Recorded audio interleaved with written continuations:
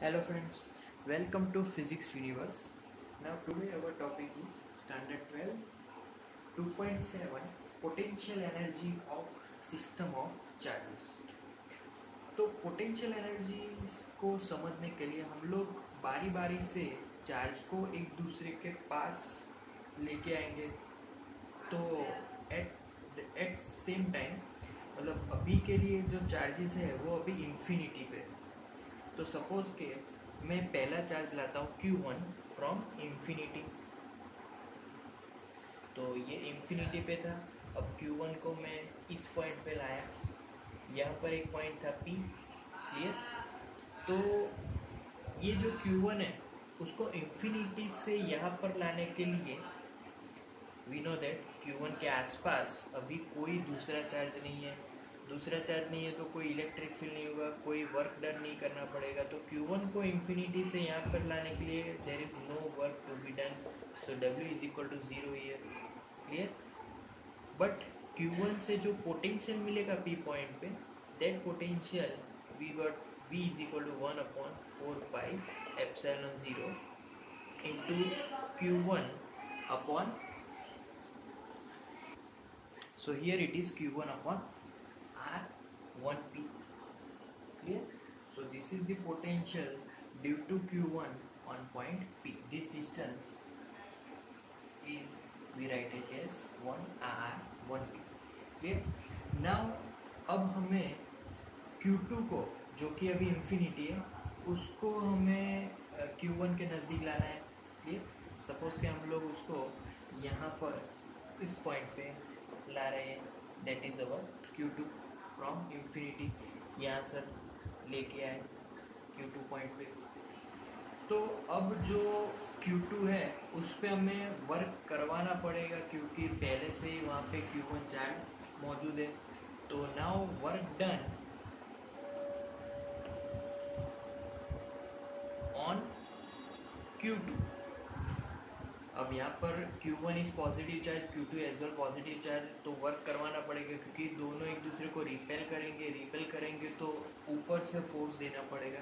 तो work done on Q2 that is equal to 1/4 pi epsilon 0 Q1 Q2 upon distance between them, take it as R12। So this distance we take it as R12।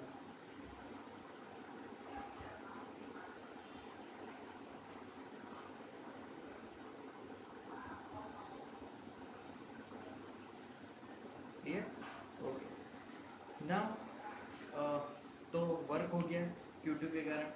अब यहाँ पर जो हमने work किया उसका output भी कुछ मिलना चाहिए कि वर्क डन किया तो वो गया कहाँ।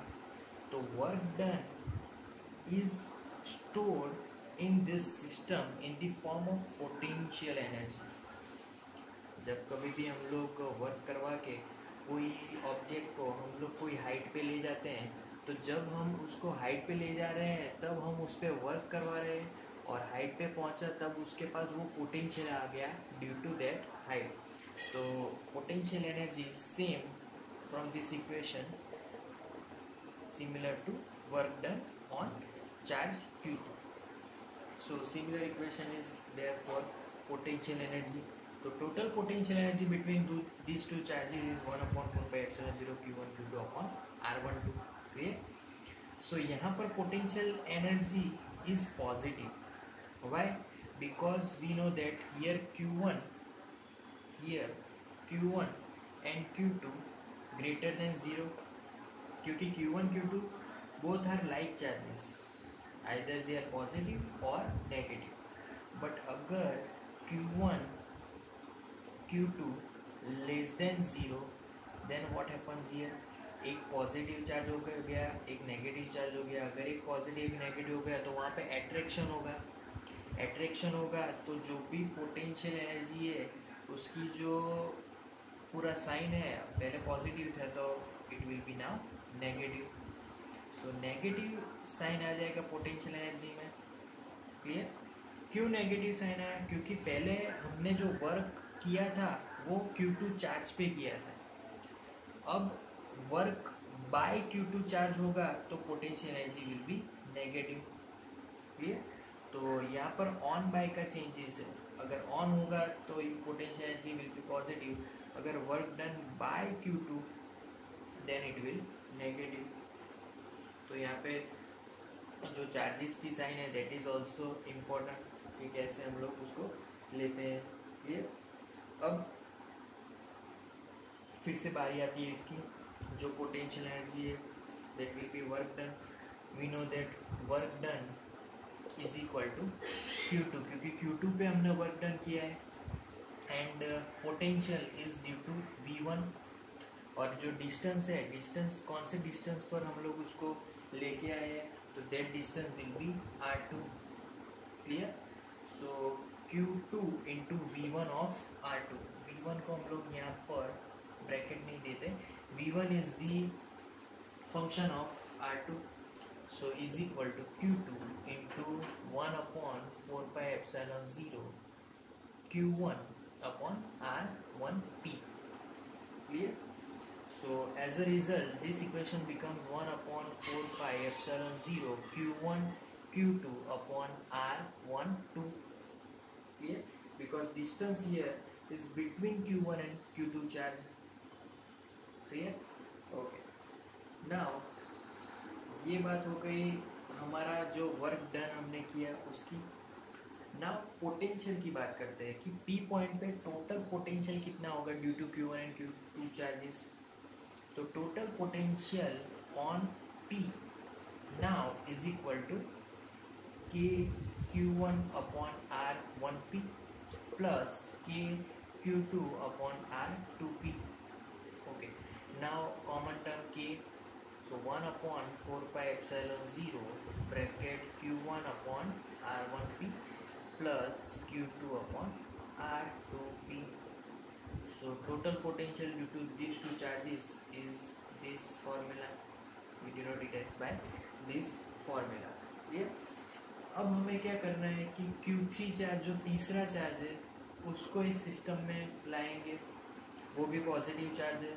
तो Q3 चार्ज को सिस्टम में लाने के लिए total work done by this system will be, तो Q3 चार्ज को हम लोग रखेंगे यहाँ पर Q3 charge. Clear. So distance between Q1 and Q2 is R12, distance between Q2 and Q3 is R23, distance between Q3 and Q1 यहाँ से यहाँ तक का डिस्टेंस R13। तो सभी डिस्टेंस हो गया। अब वर्क डन भी लिख लेते हैं।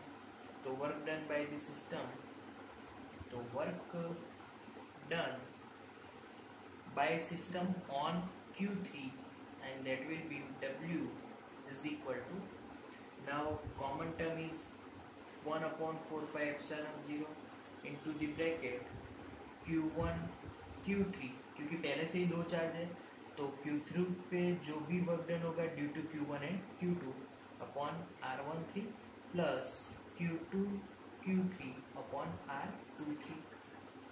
सो this is work done on charge Q3। Clear. Now whole potential energy, अगर सारे पोटेंशियल एनर्जी की बात करें तो उसकी इक्वेशन हमें यहाँ पर लिखनी है कि पूरे सिस्टम की पोटेंशियल एनर्जी क्या होगी वो लिखना है। तो पूरे सिस्टम की potential energy U is equal to due to all charges K constant into the bracket. अब दो दो की पेयर बनाते हैं, सपोज के first term is Q1 Q2 upon R12, ये first term is complete, plus Q2 Q3 upon R23, ये second term is complete, plus Q1 Q3 upon R13. So total potential energy of the system, here we write it. Clear? So ये था potential energy of system of charges. Clear? तो हमने यहाँ पर for a easy calculation सारे charges को positive लिया है, but it may be negative, some charges may be negative, some charges may be positive। उसके अकॉर्डिंग, सिंबल के अकॉर्डिंग यहाँ पर कॉम्प्लेक्सिटी बढ़ सकती है। क्लियर। तो for today, guys.